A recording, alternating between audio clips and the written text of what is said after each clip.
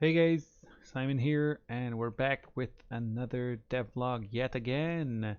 So today we're gonna focus most of our time on the actual enemies in the game. But before we do that, there is one thing I wanted to show you. I didn't last time we did a devlog, so I'm gonna try to show you real quick inside of the game. So let's go with the camp. Let's pause the game here and you'll see there was something new in the game that I didn't show you. It's here. So we have weather effects. Right now we just have rain effects, but eventually we'll have a lot of weather effects that are gonna affect the game. So what we can do here, we're just gonna raise the intensity here to maybe like 5, and let's play. And here we go. We now have rain in our game. That's pretty cool.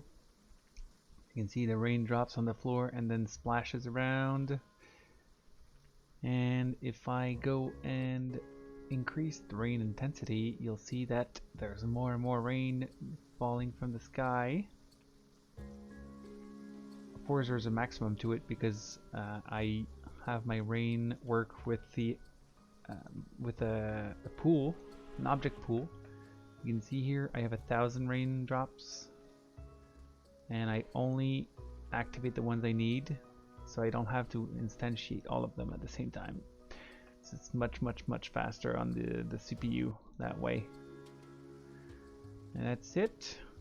I also at first I used the collider for them to collide with the ground. That was way too costly and so simple to solve. All you have to do is tell via script if it gets slower than a certain point, just destroy it and spawn the actual drops. So super easy to do and adds a pretty cool effect on the game. But what I wanted to show you actually are the enemies in the game. So I don't think we ever watched that for now. So let's just open up a level. Let me turn off the base camp. Let me spawn a level in. Let's go level 0. Alright, let's spawn level 0, put it at 0, 0, and turn it on. Let me boost the lighting to 1 so that we can see something. So for example, in this scene we have 3 guys. We have our villagers here who are going to be most of the first mobs you're going to encounter in the game. They're pretty harmless. Actually, as they see you, they're going to start running away. There's a small chance that they ever have like the guts to fight you, but they're super weak, so it doesn't really bother our hero if ever they decide to attack. So yeah, we have our villager, old man, villager, old women. I have a bunch of villagers here. Let me check real quick. So I have old man, old women, man, women, boy or girl. I know I will not put the boy or the girl in the game because I believe that there might be certain restrictions on violence towards children. Anyway, I don't want to kill boys or girls in my game. That's beyond the point of the game. You want to kill regular people, not children, of course. I have 3 of my own, so I don't want to kill them. So yeah, those are pretty straightforward. They just walk toward you, attack you when they're in range. They have a move speed here, attack range, the regular stuff. However, here we have a human archer. So this guy will never, as you can see here, where is it? Spawn scared. I have that somewhere. Chance to spawn scared. There you go. So as you can see here, my guys have 100% chance. So I said it was supposed to be 99. Let me just change that to 99 here. So yeah, they have 99% chance to spawn scared, and they're just gonna run away. Like if ever they have the scared here checked, they're just gonna turn around and just try to run away. But here we have our human archer who's never going to spawn scared, of course, because he wants to kill us. So here in my script, in my enemy controller script, I have something to check if the actual unit is a ranged unit, caster unit, or if it's just a regular melee unit. So in this case, we have an archer. So obviously he's ranged. So when they're ranged, they're going to need some kind of projectile to spawn. So we have our projectile test here, who's just a regular arrow. Pretty straightforward. Here we go. And then we have a place to spawn the arrow in, the sound effect, how many arrows do you want it to spawn. So of course, if for an archer, pretty obvious he's going to spawn one arrow. But whenever you have maybe like some kind of stronger character, like I don't know, a goblin who's going to shoot a special crossbow with 3 arrows, well, you want to up the projectile amount to 3, for example. Here's when it starts to get cool. The trajectory randomness here. I like to play with this a lot. Normally it's like between 0 and 1, a number between 0 and 1. And what it does is that it adds some randomness to the trajectory of the arrow. Otherwise, if they use my script, they're always going to be on target. But that kind of makes it less cool, I guess, because they're always hitting us and you kind of want them to be able to miss sometimes. So adding this random factor here kind of helps that. So the rest is pretty straightforward. Range, minimum range is if ever the player gets below a certain range, he'll try to back away to be able to shoot them. So for example, this guy, he doesn't do it. He's just gonna keep shooting. Cooldown reset, super easy, simple, damage, pushback, whatever. Okay, so the rest is pretty straightforward. So that's it for human archer. Here we have a human squire here. So as I said before, this one is not ranged. He's not caster, so he's obviously melee. So being melee, he's going to have a much smaller attack range. He does have 3 here and 0.1. It's just because I reused the information from another guy. I could just remove it. Doesn't really matter. So 0, 0 there. Cool. So yeah, pretty straightforward to this guy. Oh, there's also aggro range here. So basically, this is how far he's gonna start attacking you. How far away he's gonna start attacking you. So if I check in my script, there's a place where I check whenever they get hit in the enemy health manager. It's gonna check if they've been activated. Because unless they're activated here, the enemies are never gonna attack you. They're just gonna stand there. So this is to prevent like from enemies from outside the screen, outside of the camera view, to be able to attack you without notice. So if ever they get hit, they're going to check if they've been activated, and if they haven't been activated, they'll just activate. This way you prevent people from getting shot at and not retaliating. It's pretty straightforward stuff. So we have, for now, for humans, we have an archer, a squire. Of course, I plan on having other units like mages and whatnot, but for now, it's we have two humans here. I was also working on having some kind of creatures. So we have a goblin melee here. Pretty same thing as the squire. He's just gonna run at you and try to hit you with his spear. We have a goblin range here who has a crossbow, and this guy shoots a goblin arrow. It's pretty much the same thing as the other one, although this one has no angle. So the arrow is going to be shot straight at you instead of up in the air. Maybe what I can show you also are the animations. They're pretty straightforward stuff. Just a regular attack here. Idle, he's just chilling, and move, he's kind of running here. Not so proud of that running animation. I might have to change it. It feels weird. How about our archer here? We pretty much the same thing. Idle here. Super simple. Move. This one is a bit cooler, and we have the attack here. So he kind of aims up and then shoots the arrow in the sky. I also have a bunch of other animations. So like he could shoot a straight arrow, maybe a special attack, and maybe he could shoot straight up. Maybe do a special kill like a arrow rain or something like that.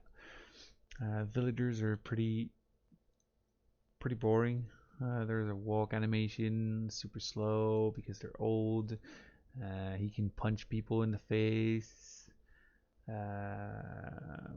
What else? He's idle here, chilling. There you see, so he's wobbling around.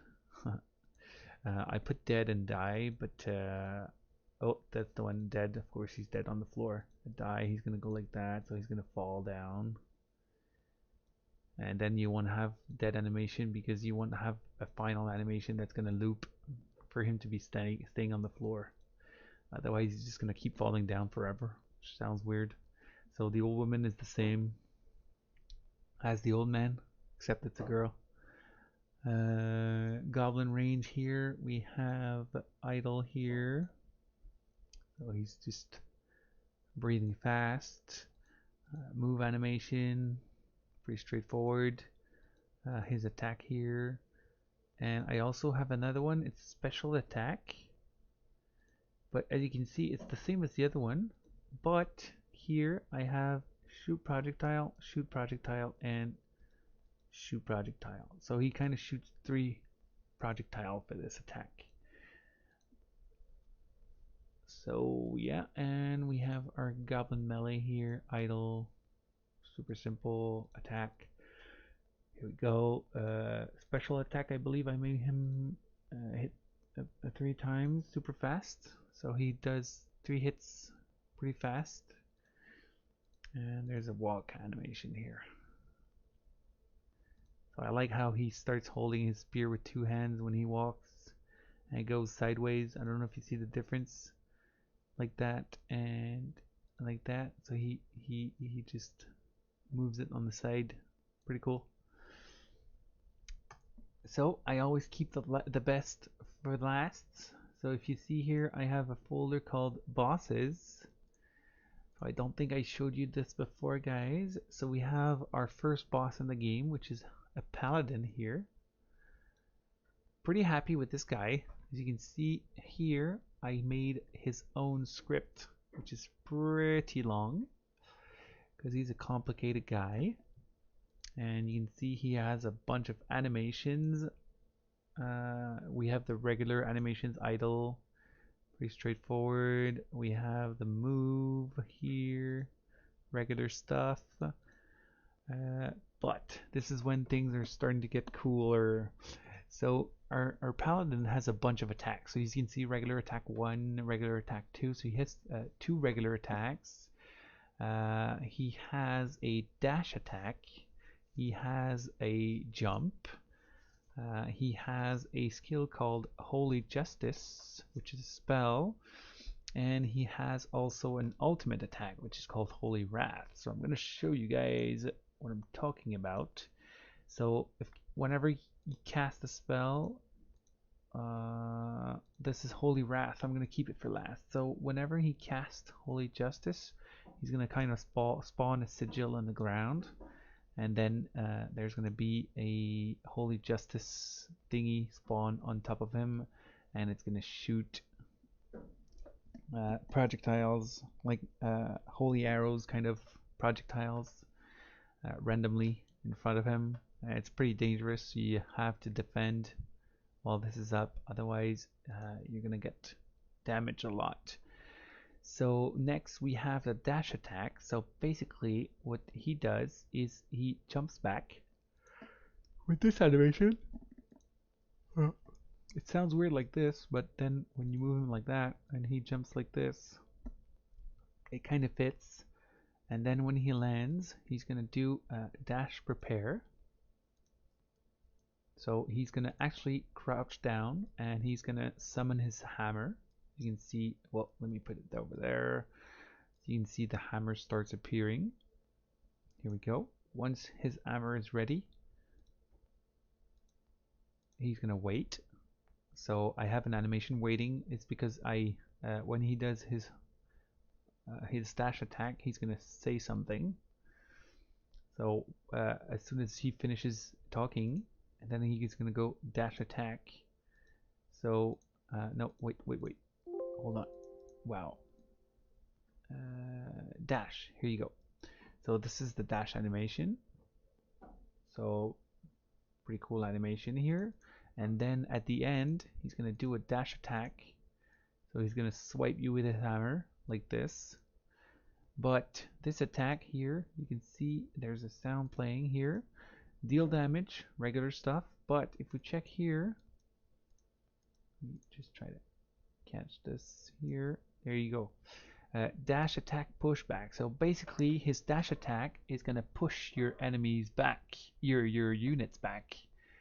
So it makes it very interesting because you can't have like a one or two melee guys because he's actually gonna push them back behind your hero, and then eventually he'll reach your hero. So you kind of want to have a bunch of melee dudes to be able to cycle through them, and whenever there's one pushback, the other ones are able to catch up in time to prevent him from getting too close to your units. So it makes it for a small tactical approach, I guess. What else do we have? Oh yeah, Holy Wrath. So Holy Wrath. Oh well, hold on. I forgot the regular attacks. So regular attacks are pretty straightforward. I thought it was pretty cool to have him like spawn his hammer every time instead of just holding it at all times. So every attack he does, he's going to spawn his hammer first, then he's going to attack. We also have the regular attack push one, regular attack pushback, deal damage, and then you see his hammer is actually going to despawn in the air like that. So I found that pretty cool. I did that myself. Paladin attack secondary one is the same as the first one, except the animation is different. But there's one thing that's different: the pushback force. So this one, since he's attacking from the bottom to the top, I made him push back higher and stronger. So when he does this attack, your unit is actually gonna go further back. So this attack is more dangerous than the regular one. I believe they do the same amount of damage as well. So the last attack we have is actually Holy Wrath. So Holy Wrath, basically what it does is that he's going to assume this pose, and then he's going to jump up in the sky and like this. And he's going to say blah blah blah, Holy Wrath, you're going to die. And then he's going to fall down. Holy Wrath, fall down like that. Super fast. And when he lands, what's gonna happen is that it's gonna spawn. Hold on, there you go. So the landing is super simple. It's pretty much the same as the attack animation, but here, where is it? I believe I did it via script. He's gonna actually spawn Holy Wrath here. So he's gonna spawn that on impact. And that, what it does is that it's gonna actually go further out like this and damage everything in its way. And eventually, of course, it's gonna disappear like that. But this attack is super strong, and if you don't defend, you're in big trouble. So it kind of makes it for like you have to assume a strategy. Maybe eventually I'll have like some kind of dodge where your units are actually going to run away or jump in the air. I'm still working on the details of those. But yeah, you want to have enemies who have like super strong attacks where you actually have to stop attacking and just assume a defensive position or have evasive maneuvers also. Otherwise, just attacking all the time, it makes it for a less interesting game. So for now, all these attacks are calculated via cooldowns, but eventually I'm going to rework this a little bit so that you can actually make decisions based on your actual army. So if ever like he sees that there are too many melee guys, he's going to actually use pushback attacks more often. And if he sees that your units are maybe falling back, he's going to try to charge or whatever. So yeah, those are the enemies inside of the game so far. Right, we also have a horse, but it's not working really well. Yeah, so that's it for now, guys. Next time we'll try to talk a bit more of other things, like we have more skills coming up. We also have more enemies, like for example I have this Goblin King here who's gonna be the boss of the Goblin Forest eventually. He's pretty cool. He can charge at you, he can taunt you like, hey, you're gonna die, hey. He has a charge attack, which is pretty cool. Yeah, so I'm looking forward to creating the script to control this guy.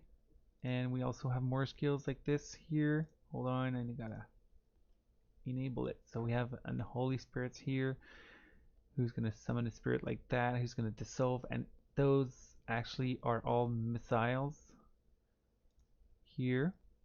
So they're gonna transform into missiles and choose a random target and just home in on that target, dealing damage. So it's kind of useful in situations where you have just one enemy, and it's still useful whenever you have more than one enemy because you're gonna actually hit all of them. And I'm thinking about maybe having the missiles, if there are no enemies nearby, have them like go on your units maybe and heal your units randomly. Still working out the details of that one. So yeah, next time guys, I'm gonna try to talk more about those, maybe have more enemies. I'm gonna start working on more levels and maybe a tutorial section also. So stay tuned, and don't forget, if you liked what you saw, don't forget to leave a like, comment down below. If ever you have questions on anything, I'll be happy to help you guys. I used to be bad with Unity, and now I'm having a good time. So if ever you feel like you don't understand something, if you need help in your own project, do let me know. I'll be super happy to help you. And also don't forget to subscribe to my channel if you ever want to know when my next video comes up. And if you guys want to really help me out, do talk to your friends about my game, so as many people know about it as possible, because hopefully we'll be able to release some kind of working beta or something before the end of the year. So I look forward to that, and of course I'm gonna always prioritize my subscribers to test the game for me and report bugs and whatever. So if you like that, just make sure you follow. Alright, so I'm gonna stop talking and wish you a good one, guys. Ciao.